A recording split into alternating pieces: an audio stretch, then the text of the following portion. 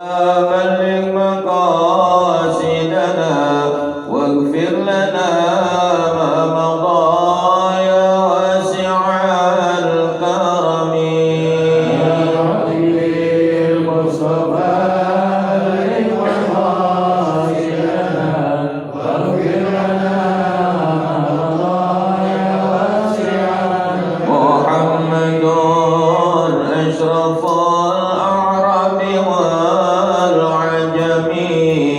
محمد خير من يمشي على قدمه يا ربي المصطفى بلغ مقاصدنا واغفر لنا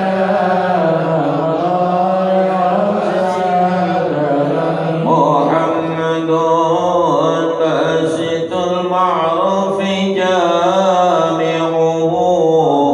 محمد صاحب الإحسان والكرم يا ربي المصطفى بلغ مقاصدنا واغفر لنا ما مضى يا واسع الكرم محمد تاج رسل الله قاتبة محمد صادق الأول والكلم يا ربي بالمصطفى بلغ مقاصدنا واغفر لنا ما مضى يا واسع الكرم محمد ثابت الميثاق حافظه محمد طيب الأخلاق والشيم يا ربي المصطفى بلغ مقاصدنا واغفر لنا ما مضى يا واسع الكرم اللهم صل وسلم وبارك عليه وعلى Assalamualaikum warahmatullahi wabarakatuh.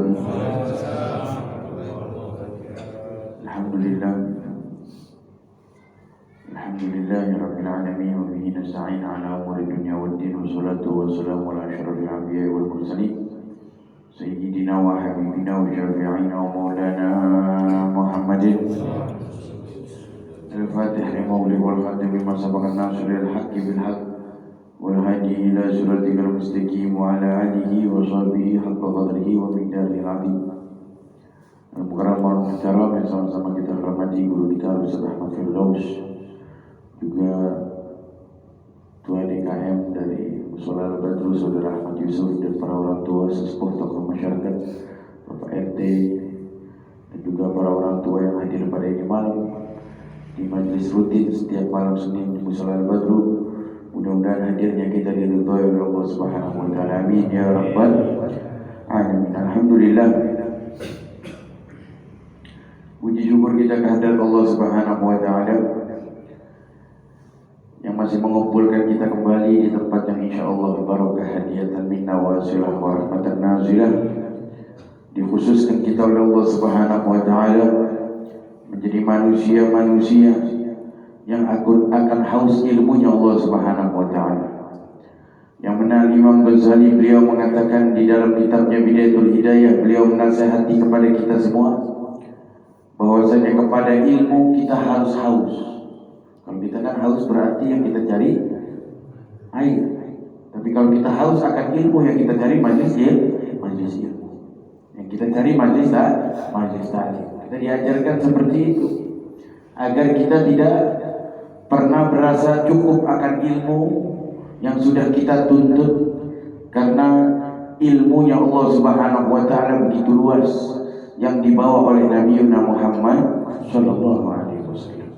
Jangan sampai kita merasa cukup akan ilmu yang kita miliki.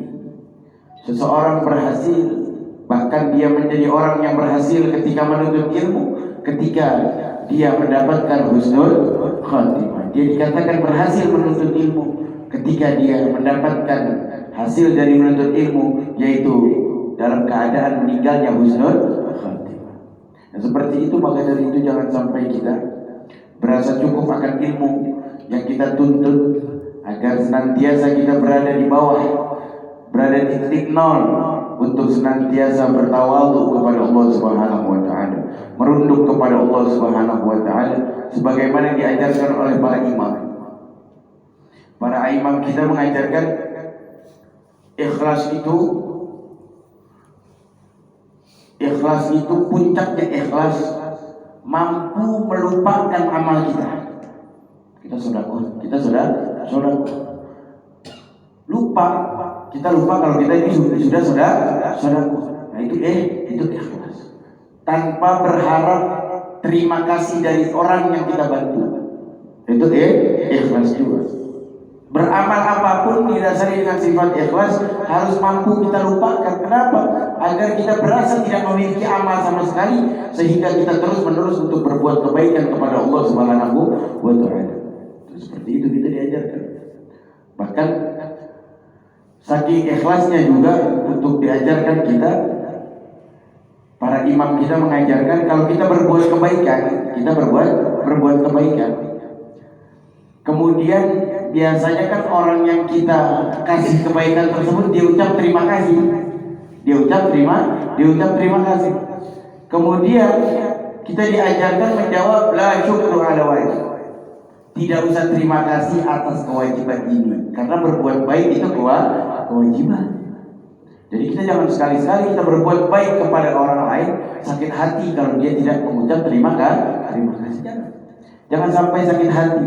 Kalau kita sakit hati kepada amal kita yang tidak dihargai oleh orang lain, berarti amal kita belum didasari ikhlas kepada Allah Subhanahu wa taala. Imam kita mengajarkan seperti itu, la syukru al wajib. Tidak usah berterima kasih atas kewajiban ini, karena berbuat baik kepada manusia, kepada tetangga, kepada saudara sesama muslim, itu kewajiban yang ditetapkan oleh Allah Subhanahu wa taala. Dan kita membahas ini bertabaruk di dalam kitab Risalatul Jamiah yang dikarang oleh Imam Al-Habib Ahmad bin Al-Habsyi di akhir dari babnya, di akhir dari kitabnya wa ma'azil badani. Beliau menasihati kita agar kita ingat dengan tubuh kita, bahwasanya tubuh kita ini ada maksiatnya. Tubuh kita ada maksiat. Ma'azil badani, maksiat tubuh, maksiat badan. Kalau bahasa Indonesia nggak bisa dipisahin sama bahasa Arab. Badan itu awal kata bahasa dari Arab. Ma'asil badan, maksiat badan. Wa maksiat bil badan, dan juga maksiat menggunakan badan. Maksiat tubuh dan juga maksiat menggunakan tubuh. Kalau uququl walidain, seperti apa? Seperti yang pertama, durhaka kepada orang tua. Yang pertama, durhaka kepada orang tua. Kalau kita durhaka kepada orang tua, berarti seluruh badan kita itu maksiat kepada Allah Subhanahu wa taala. Berarti kita anak laki-laki, biarpun umur kita sudah 40, umur kita sudah 50, tapi kalau orang tua kita masih ada, wajib kita berbakti kepada kedua orang tua kita. Bahkan sudah di alam kubur pun orang tua kita harus berbakti, karena kita anak laki-laki ini permanen. Anak laki-laki permanen bakti kepada kedua orang tuanya. Yang mana dikatakan oleh Nabi Muhammad SAW, ridallah fi ridal walidain, yang mana Nabi mengatakan bahwasanya ridhonya Allah itu nyambung sama ridhonya orang tua. Wa sukhtuhu fi sukhtihima, dan kemurkaannya Allah ada di kemurkaan mereka. Jangan sekali-sekali kita bikin mereka cemberut. Jangan sekali-sekali kita bikin mereka itu hatinya tergores. Jangan sekali-sekali kita mengecewakan mereka. Kenapa? Karena kita mengecewakan mereka sama saja mengecewakan Allah. Kita membuat mereka sakit sama saja membuat Allah sakit. Allah marah kepada orang-orang yang durhaka kepada kedua orang tua. Nyambung hatinya orang tua dengan Allah itu kontak tanpa penghalang. Makanya Sering-sering kita minta doakan sama orang tua kita, sama ibu kita, sama ayah kita.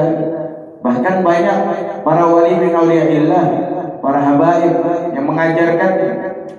Banyak orang-orang zaman sekarang yang buta, meminta doa kepada para wali, meminta doa kepada seluruh wali, akan tetapi dia lupa bahwasanya di dalam rumah dia ada orang yang derajatnya di atas wali, yaitu seorang ibu. Doanya lebih mustajabah tanpa penghalang kepada Allah Subhanahu wa taala. Dari itu penting kita meminta doa. Minta doa yang baik-baik. Minta doa kepada ibu kita, kepada ayah kita, agar apa? Agar kita mendapatkan doa dari ayah dan ibu kita sehingga cepat diijabah oleh Allah Subhanahu wa taala. Kadang yakinnya kita yang kurang. Yakinnya kita yang kurang. Oh, kita yakin sama pengen ziarah ke sana, pengen ziarah ke sini, tapi kita tidak yakin sama doa orang tua kita sendiri. Itu salah. Harus utamakan doa orang tua. Itu doa paling manjur, doa paling bagus, doa paling cepat didengar oleh Allah atas diri anaknya. Tuh, sehingga diajarkan oleh Nabi Muhammad SAW agar kita tidak melupakan dan juga tidak durhaka kepada kedua orang tua. Bila mana kita menjadi orang yang uququl lil walidain, durhaka kepada kedua orang tua, berarti tubuh kita itu sedang maksiat kepada Allah. Tubuh kita sedang maksiat kepada Allah Subhanahu wa taala. Dan yang kedua, wal firar minaz zahfi. Dan yang kedua, firar minaz zahfi, kabur dari peperangan. Ketika itu dipimpin peperangan Islam yang benar-benar itu menurut ada seorang imam ataupun pada zaman Nabi Muhammad SAW yang benar-benar dipimpin sama Nabi atau dipimpin oleh para amaim, para imam yang sesuai dengan zamannya masing-masing. Itu jangan sampai kita lari dari peperangan, bahkan hukumnya haram. Maksiat yang paling besar di sini dikatakan wa huma minal kabair. Keduanya tadi, durhaka sama orang tua dan kabur dari peperangan, ini adalah dosa yang besar, maksiat yang besar kepada Allah Subhanahu wa taala. Kenapa kabur dari peperangan itu bisa jadi dosa besar? Tidak boleh kita. Dalam syariatnya Nabi Muhammad SAW, penakut dilarang untuk ikut perang. Penakut dilarang untuk ikut perang. Kenapa? Kalau kita menimbulkan sifat takut, itu akan menghadirkan keberanian dari musuh. Dan kalau kita menampakkan sifat takut, akan menularkan kepada kawan-kawan kita, sehingga teman-teman kita, sahabat-sahabat kita yang tadinya berani menjadi takut, sehingga diharamkan, menjadi maksiat yang besar. Setelah uququl walidain itu firar minaz zahfi, kabur dari peperangan. Jadi perang itu bukan cari kemenangan. Perang itu bukan cari kemenangan, bukan cari kekalahan. Dan kalah itu dari Allah Subhanahu wa taala. Akan tetapi mereka orang para sahabatnya Nabi Muhammad SAW, ketika sudah ada pengumuman ataupun komando untuk perang, itu mereka nyari mati. Para sahabat ini nyari mati. Ada salah satu perang, ketika itu sudah berbaris pasukannya Nabi Muhammad SAW, di hadapannya juga sudah berbaris pasukan kafir Quraisy. Orang-orang kafir sudah berbaris. Ketika Nabi sedang menyusun barisan, Nabi gak langsung kita serang, kagak.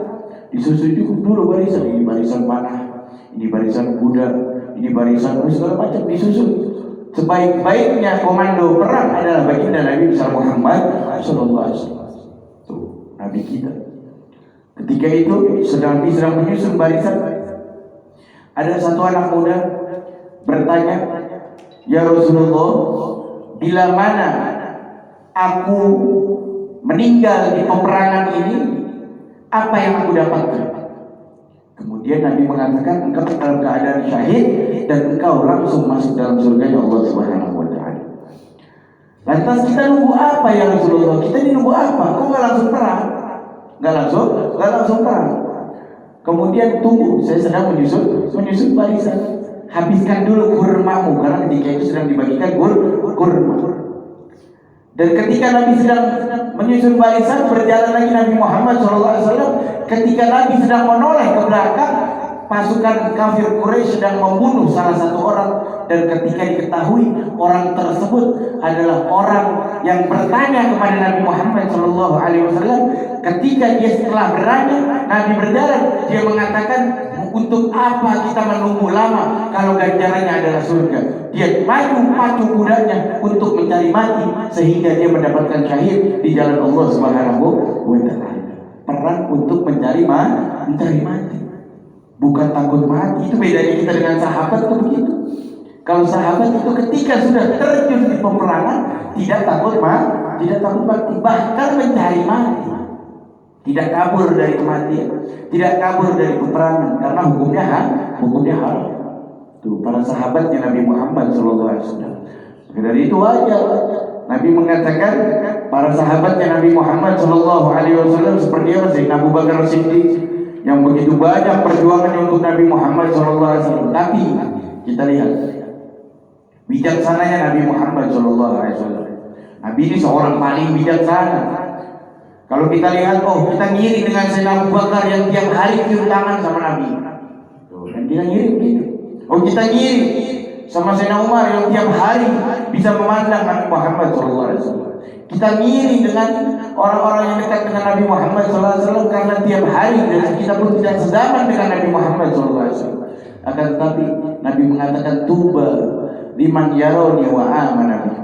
Wa tuba summa tuba liman lam yarani wa amana.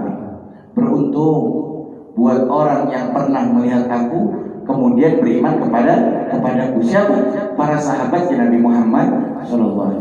Itu mereka golongan orang yang beruntung.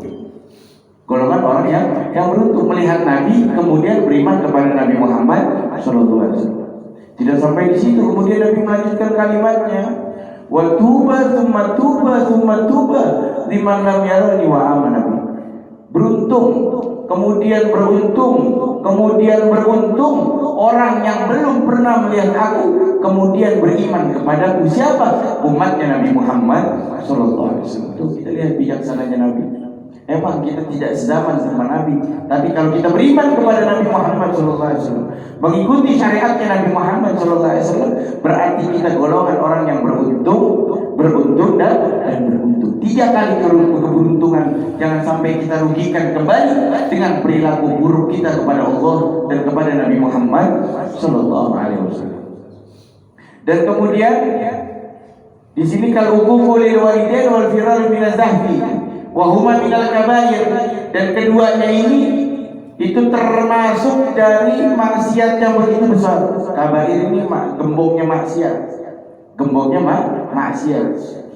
Selain dari musyrik, selain dari musyrik itu ada uququl walidain wa firarun min az-zahfi.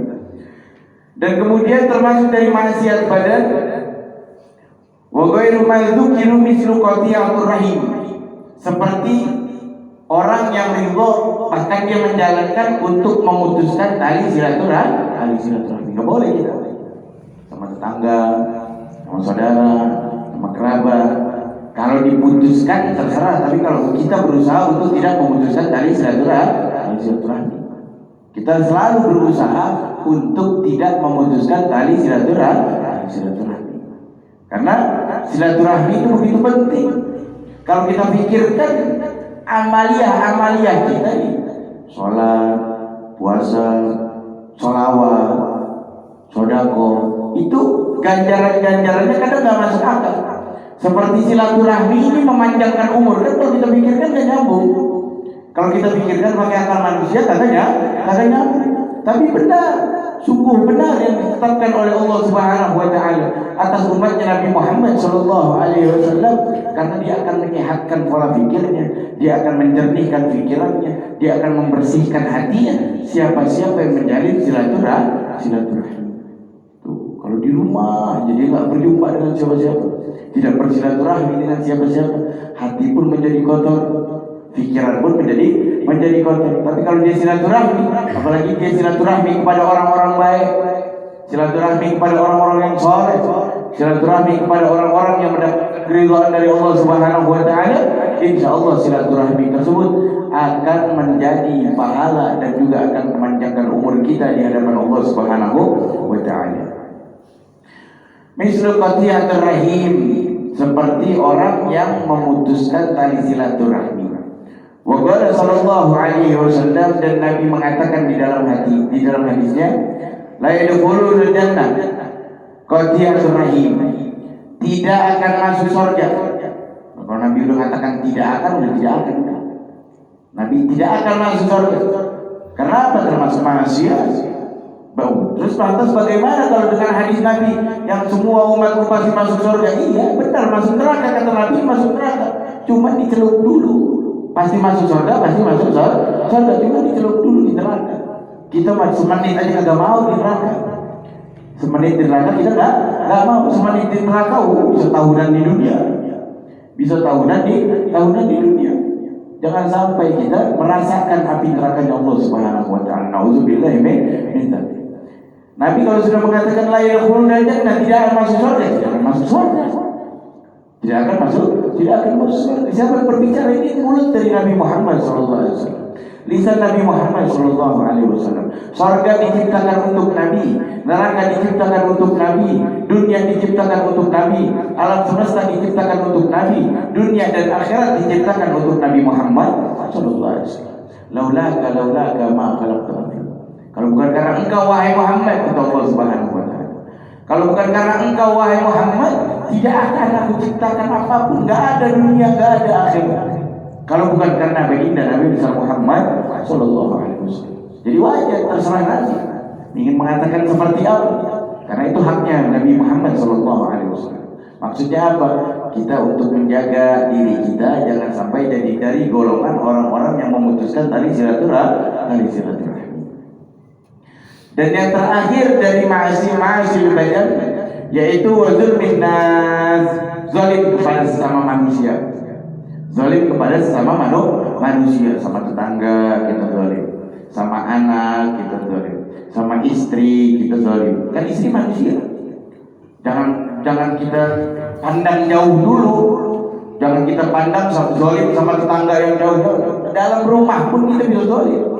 Kita jadi suami tidak menjadi suami yang tanggung jawab kepada istri kita, berarti kan itu menjadi suami yang zalim.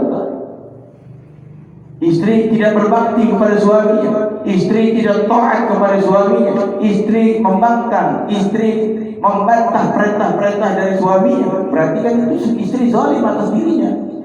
Zalim atas dirinya. Kok zalim atas dirinya? Ya bukan zalim atas suaminya, bukan.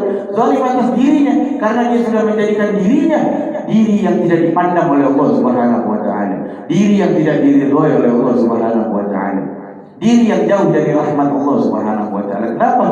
Membantah suami. Kita selaku orang tua bisa zalim kepada anak kita. Bisa zalim kepada anak kita. Anak kita tidak kita didik dengan didikan agama. Anak kita tidak kita kenalkan kepada Allah. Anak kita tidak kita kenalkan kepada Nabi Muhammad SAW.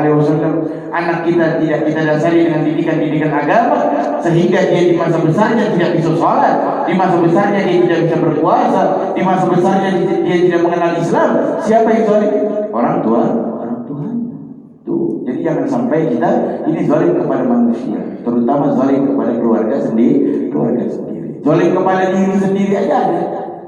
Zalim kepada diri sendiri. Allah Subhanahu wa taala menetapkan salat 5 waktu. Allah Subhanahu wa taala menetapkan salat 5 waktu itu untuk kesehatan manusia, untuk kesehatan tubuh manusia. Berarti kalau manusia tidak salat, berarti dia zalim kepada dirinya sendiri. Kenapa? Dia tidak mau sehat. Sedangkan sholat itu ditetapkan untuk maintenance-nya manusia, pergerakan tubuhnya manusia, sehingga tulangnya dia menjadi sehat, dagingnya dia menjadi sehat, tubuhnya dia menjadi sehat, pola pikirnya menjadi sehat, hatinya menjadi bersih, menghadirkan kesehatan yang ditetapkan oleh Allah atas sholat 5 waktu. Maka Maka dari itu jangan sampai kita menjadi manusia yang zalim. Zalim kepada siapa? Zalim kepada manusia, zalim kepada keluarga, zalim kepada diri sendiri, zalim kepada siapapun. Jangan sampai kita menjadi golongan-golongan orang yang zalim. Nauzubillahi min dzalik. Hadir yang dirahmati Allah Subhanahu wa taala, kita minta kepada Allah Subhanahu wa taala khususnya buat guru kita, orang tua kita, Habib Ahmad Radi di segala guru yang mudah-mudahan diangkat penyakitnya, diangkat musibahnya oleh Allah Subhanahu wa taala, dan juga guru kita Ustaz Ahmad Firdaus mudah-mudahan diangkat penyakitnya dan mudah-mudahan disehatkan oleh Allah Subhanahu wa taala. Dan kita yang masih hidup kita minta kepada Allah Subhanahu wa taala mudah-mudahan kita dipanjangkan umur dalam keadaan sehat wal afiat. Amin ya rabbal alamin. Ala hadhihi niyyah wa li kulli niyatin salihah wa hadratin Nabi Muhammadin sallallahu alaihi wasallam bi niyyati syifa' bi sirri salatil Fatihah. A'udzu billahi minasy syaithanir rajim. Bismillahirrahmanirrahim. Alhamdulillahirabbil alamin. Iyyaka na'budu wa iyyaka nasta'in. Ihdinas siratal mustaqim. Siratal ladzina an'amta 'alaihim ghairil maghdubi 'alaihim waladdallin. Qala Rasulullah sallallahu alaihi wasallam afdhalu ma qultu wa nabiyina min qabli la ilaha illallah. La ilaha illallah. La ilaha illallah. Muhammadur Rasulullah sallallahu alaihi wasallam. Allahumma bihaqil Fatihah wa birahmatil Fatihah wa syafa'atil Fatihah wa bimu'izzatil Fatihah ya farijal ham ya kashifal gham ya man yaqi ya firwahum ya rabbi bil musafa balli maqasidana wa ighfir lana ma madha wa sil karim sallallahu alaihi sayyidina Muhammadin nabiyyi wa ala alihi wa sahbihi wasallam. Alhamdulillahi rabbil alamin. Assalamualaikum warahmatullahi wabarakatuh.